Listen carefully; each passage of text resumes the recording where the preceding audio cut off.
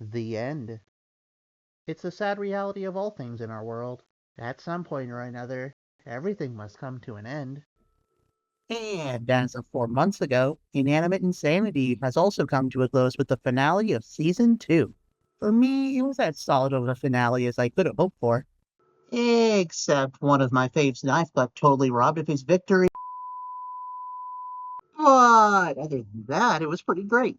I'd be happy if this were truly the end of the series, and many of us assumed it would be. However, only a month later, Animation Epic would hit us with this community post to bring us into the new year, informing us that yes, II will be returning in 2025. Now, we currently don't know what form II will take when it comes back to us. Will it be another competition?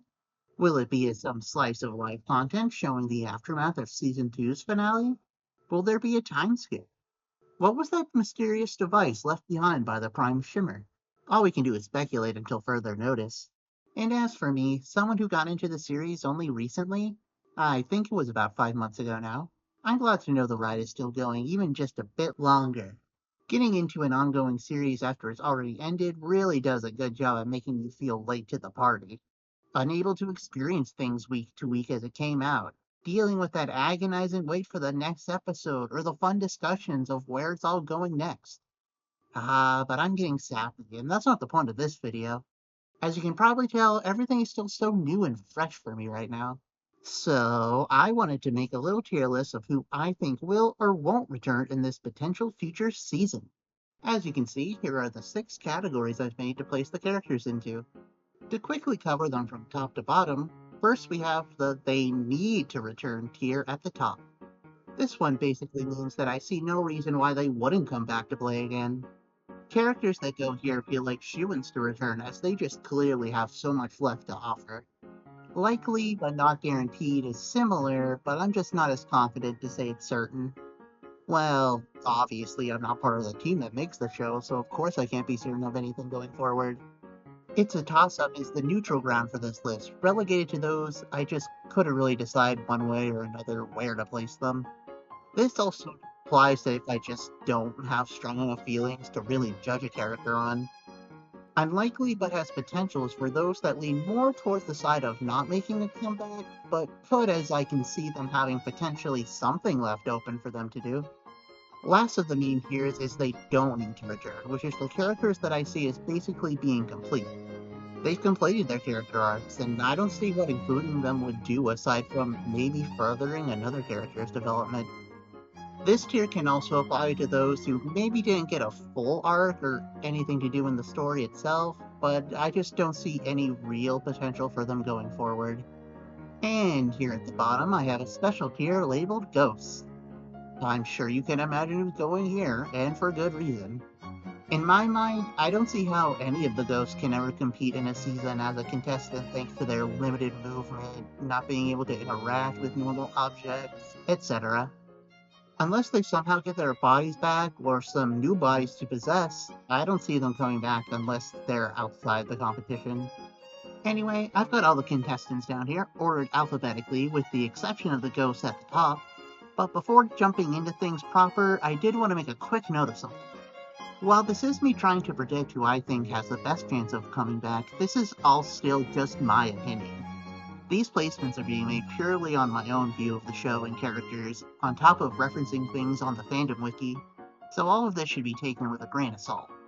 My favorite characters and my readings of them won't line up one-to-one with everyone, and that's fine. Everyone's entitled to their own opinion. If I dislike a character and see little to no potential in them, this isn't me making a personal attack on the fans of that character. Someone's fave might be Tissues, while another adores Taco, and that's great. I encourage you guys to sound off in the comments about your own predictions on this, who you love, and why. Oh, and these characters aren't being tiered within each tier themselves. That would take way more work to compare everyone like that, and I just didn't want to bother with it. Hey, pop it in with some post commentary here, because it's taken me so long to write all this that we've since gotten more II news. Turns out that on March 15th, they'll begin releasing a remastered version of Season 1. Whatever that means, I'm excited to see it. I imagine it'll simply be a reanimation of those episodes in higher quality. But more exciting news is the tease of the continuation of the series during the summer. Obviously, I'm stoked about this. Let's see if I can finish this before that starts on the 15th. But with that disclaimer out of the way, let's jump into the tier list. Starting off, let's fill out that ghost section. Now, going in alphabetical order, first up would be Apple. Unfortunately for her, though, I don't think she has much of a chance here. I feel we've gotten all there is to see when it comes to Apple. Her only real connection to anyone in particular is Marshmallow and kinda Bo from their time in the mansion. As it stands, unless they want to bring her back to flesh her out more, I don't see her rejoining the competition except for maybe wanting to utilize her as a comedy character.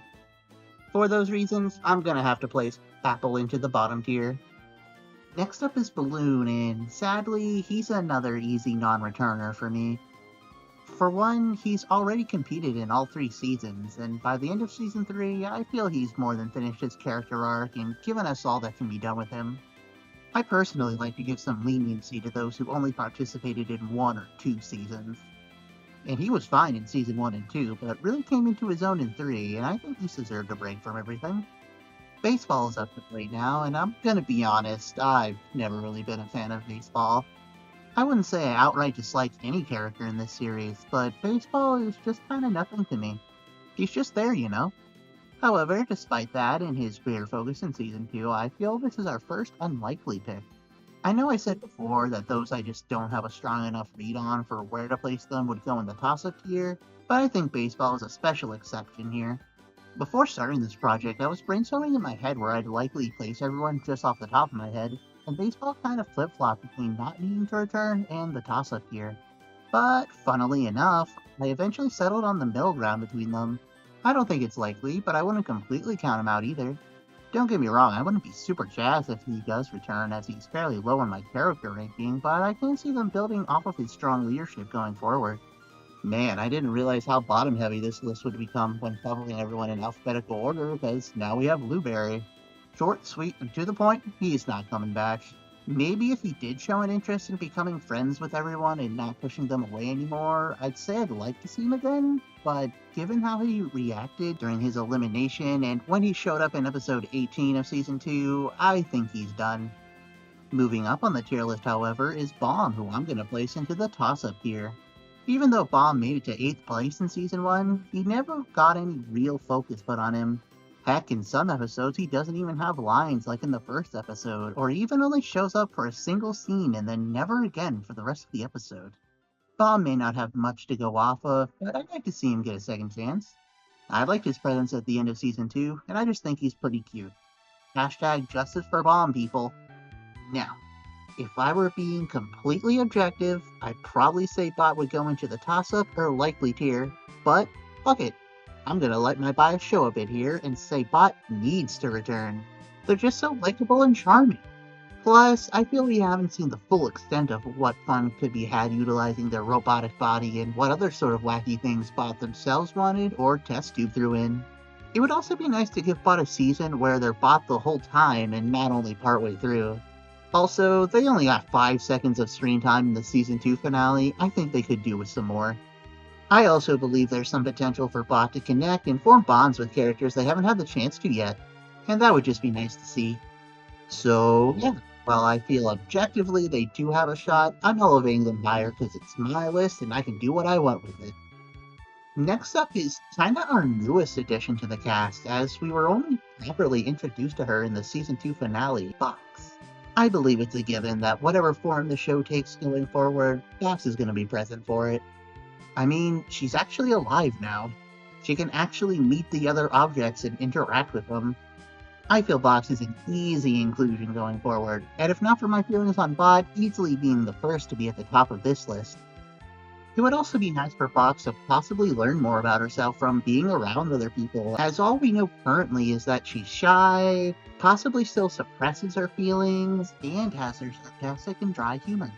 I can see her since the finale having opened up a bit more, maybe not all the way, and being in the competition being the final push she needs to stand out and be more open. Yeah, this one was an easy decision to come to. As I stated earlier, I give some extra points to characters who have participated in fewer seasons overall, but then where do I stand with Cabby being the Season 3 winner? Well, I think she falls kind of into a bot situation where I can see her going in either toss-up or likely. However, I do lean on the side of likely here. So far, we've had 3 winners for each of the seasons. OJ in Season 1, Cabby in 3, and now Suitcase in 2. And I think what they did with OJ is perfect for any winners going forward. They can compete again, but I don't see them making it very far like OJ did in Season 3. The winners already have a full season to work with, so I think they're best relegated to content outside of the game or being an early boot. We don't know if Callie would even have any interest in returning to the game again, but I can definitely see her making a comeback. And to be fair, she wasn't fully in Season 3, as she was previously eliminated and came back at a later time, meaning she can have a couple more episodes to interact with other contestants and make some new friends. This one should be fairly easy as well. Candle. Simply put, I think she's likely. I believe her powers would be perfect to have for the Season 1 and 2 contestants to bounce off of. It could be fun to see her read the auras of various characters and their reactions to it. She could potentially teach another character about their inner flame and how to use it.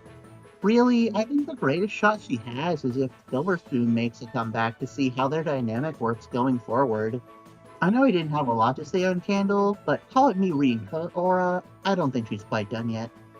Cheesy should be another quick one. I don't know where you even go with him moving forward.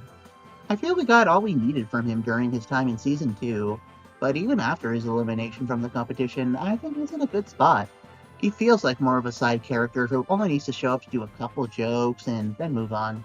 So while I don't see him competing again, I have no qualms with him appearing outside of it. Similar in simplicity, we have Cherries. On one hand, they have even less screen time than Cheesy, but on the other, they actually have a bit more of an arc where they learn to pull back on their pranks, to not take things so far, and even take responsibility. You'd probably expect them to make a beeline for the don't need to return tier, but for some reason, I can't tell you why, something in my gut wants to put them in the unlikely tier. Again, can't tell you why. Maybe it's just because they're nice and helpful now, but I think there's some slim chance that Cherries can return. Keeping up this train of simplicity, here we have Clover. Clover is very cute, kind, and pretty oblivious at times.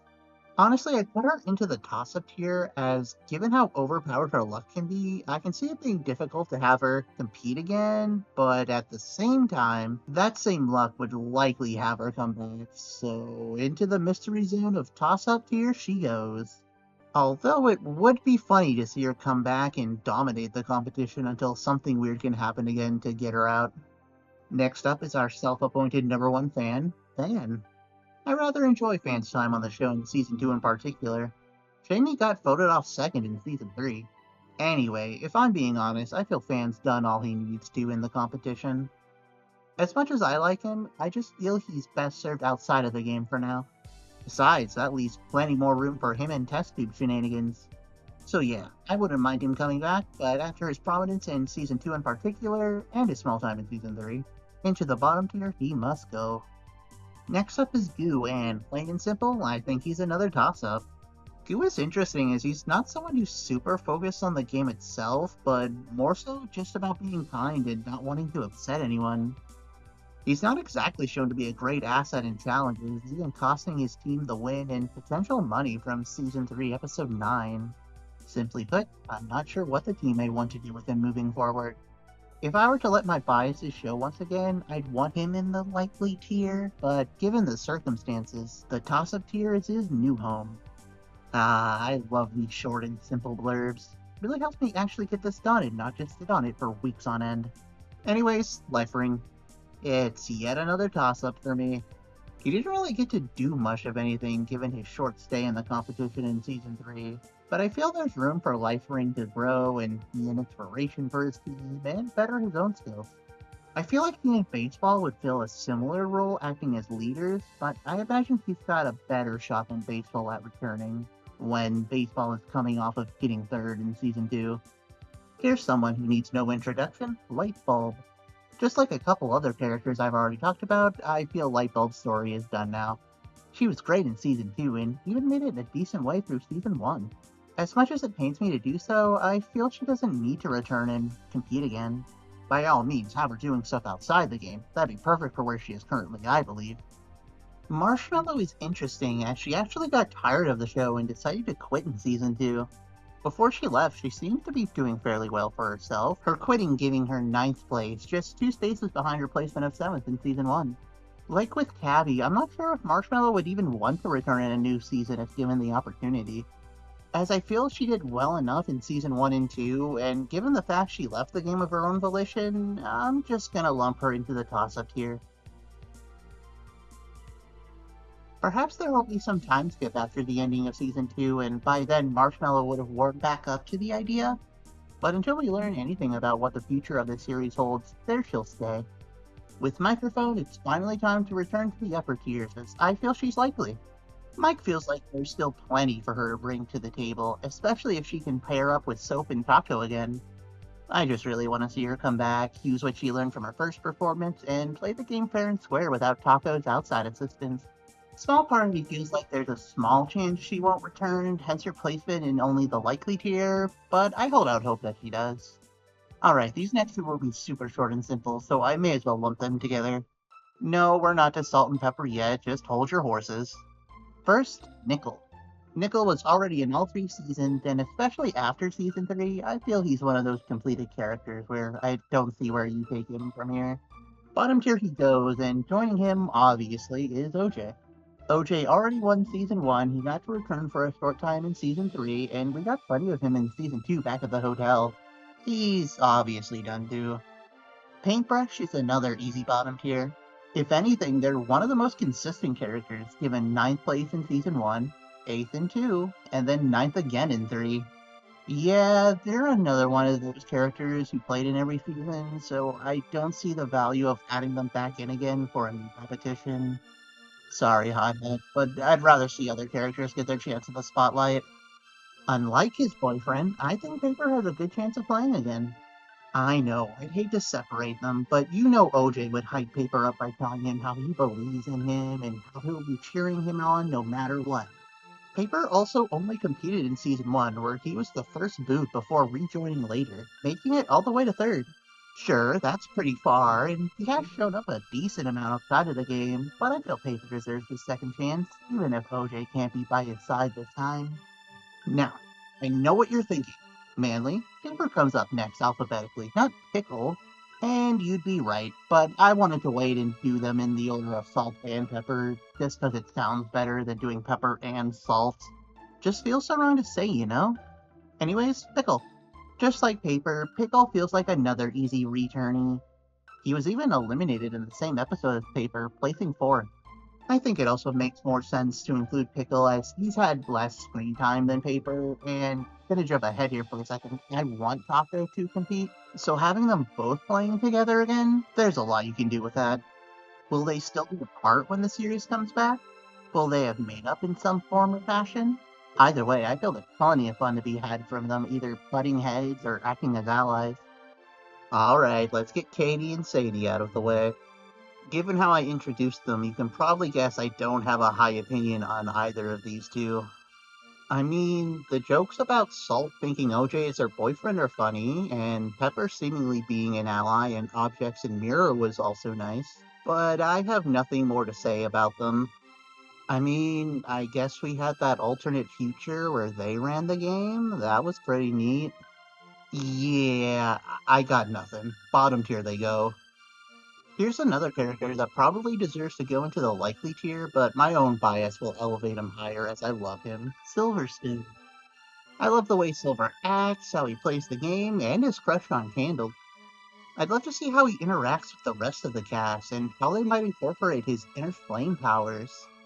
If anything, despite my vying for him, I think it would be funny for him to be targeted early for his powers, and probably because he was annoying everyone. He does already have a fair bit of screen time thanks to Season 3, so him being an early boot would work, I think. Soap is a character I didn't initially care for, but as time's gone on, I've grown more attached to. I've already mentioned my want for Mike and even Taco to return, so saying I also want Soap is likely pretty obvious. However, between those three in particular, I feel she's definitely the least likely to return. I'd like it, but I'm also not sure what they'd do with her outside of being part of the friendship trio with Mike and Taco. As such, I'm gonna place her into toss-up. If anything, I'd certainly take another song performance by her. Her singing VA does a great job. Suitcase is an interesting character to consider here. She's our newest winner, and she still suffers from her anxiety. Like Marshmallow, I can't say for certain if she'd even want to return again after the strife of everything the first time through. Granted, things have gotten a lot better for everyone now that they can do basically whatever they want, so maybe Suitcase will overcome her issues and choose to play again. I'd like for her to return, but I'm not confident she would as things currently stand. That gets her into toss-up. I can really see it going either way. Alright, I already said I want Taco to compete again, so there's no beating around the bush on this one. Arguably, she actually deserves a lower tier placement, as even though she only really participated once in Season 1, she was also still present in Season 2 plenty. Taco's already had a lot of focus put on her, so perhaps someone else is better suited to take her slot for the much needed screen time and character development. That being said, I believe there's still more to get out of Taco's character by allowing her to just be herself from the start, to be kind and to work with other people. Next up with Tea Kettle, I think she's another easy toss-up character. Kinda like Life Ring, she got out sort of early, but she seems much more capable in the game than he was. She does fairly well in the challenges she competes in, and even tries to form an alliance with Balloon and Nickel, even attempting to turn Balloon on Nickel before she got out. We know she has a drive to return given her performance in both comeback challenges, so if it were up to her, I imagine she could sit in the likely tier. At the end of the day, however, it's up to the writers who they want to include, and there are even more characters in Toss-Up that I'd like to see in over her. Guess we'll see how big her drive to compete and win is when the series returns.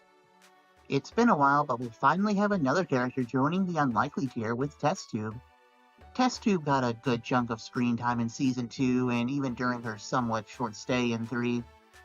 I think her returning without Fan would be a good opportunity to strengthen her bonds with more characters. She does have a fair bit of friends already, but I'd like to see her deepen those bonds further, especially with Bot posts coming into their own. Plus, I think there's still plenty you can get out of her smarts and wacky gadgets. Despite only taking 10th place, the Floor managed to appear in every episode of Season 3 anyway, thanks to him being part of the setting and thus couldn't be launched by the fifth thingy. This was before we found out he can just be dug up and captured in some container. However, we now know that he can simply be placed down on any floor as he's let out at the end of Season 2. Floor is such an interesting character just because of how different he is from everyone else. He can appear literally anywhere on the floor, making him great at avoiding capture in the first place, on top of making a great spy where he's eavesdropped numerous times already. He's even been shown the power to manipulate the ground itself, like in Friend or Froze where he pulled the earth upwards to form a wall. Now, I don't know about you, but Floor seems kinda busted on paper. Obviously, Season 3 managed to use him without him being too much of an issue and still get him out. I imagine if he did come back again, that he'd either be targeted early for messing up a challenge for his team, or just targeted later in the merge with the other contestants realizing all he's capable of. In any case, I feel there's plenty more opportunities to utilize his unique attributes. I'll give him a likely spot just for what other creative ways he can be utilized. More tissues. He's only competed once, and he was the first boot, not even receiving a second chance in Season 3. Dude has to deal with being sick all the time, and his realization of his existence really had an effect on him, as shown when everyone was escaping Me Life. He barely has any connections to anyone. The few he does have are made during his long stay at Hotel OJ. Things don't look too good for him going forward. Which is exactly why he clearly needs to return and get some much needed character development. That's right, baby. All aboard the Tissues train. I would say choo-choo, but a Tissues branded train would likely go achoo-achoo. If I can be real for a sec, I just want to throw the poor guy a bone and hopes his existence can be made any easier. Do I actually believe he has any real chance at making a strong comeback? No, but I really hope he does all the same. Man needs it. And rolling right into another character who played a poor game and got out early, Trophy. Just like Tissues, I'd like for Trophy to play again. I'm curious to see if he's rounded off his edges since the ending of Season 2, because either way, I think either would be entertaining to watch. Trophy has even less friends than Tissues, thanks to being an asshole to everyone. I imagine Trophy could easily go down a similar character development path as Knife, learning to actually be nice to people and not be so rude all the time. His title is the Jock, and when he isn't self-sabotaging his own team like in the Dodgeball Challenge, he likely could be an asset in a lot of challenges thanks to his supposed athletic ability. Now, if he can just learn to keep his mouth shut and think before he says something stupid, I think Trophy has the potential to make it fairly far in this game. He just needs to learn the power of friendship and teamwork if he hopes to get close to the end. I'll put him into likely. And that brings us to our final contestant, another fave of mine, Yin Yang. Now, after hearing that and seeing how my own biases had me placing characters into the higher tiers prior, you probably expect me to do the same here. No, actually. As much as I love Yin Yang, I feel their Season 3 performance was truly standout and an amazing note for them to go out on. I feel Yin Yang has served their purpose now and can be left on the sidelines for a bit. I don't think they need to return. And with that, the tier list is now complete. Except not quite. I'm writing this in at the end of the script before signing off. I just reread through my script and decided to change one character's position, that being the first, Apple. I feel as I went on that the tier started making more sense to me and that I was maybe a little too hard on her before really getting a feel for the tiers. I'll be moving her up to unlikely, and this has a nice side effect of making each tier only one line. Love when things just work out like that. Anyways, that's the completed tier list. At the time of writing this last bit, March 4th, the Season 1 remastered content isn't set to release for another 11 days.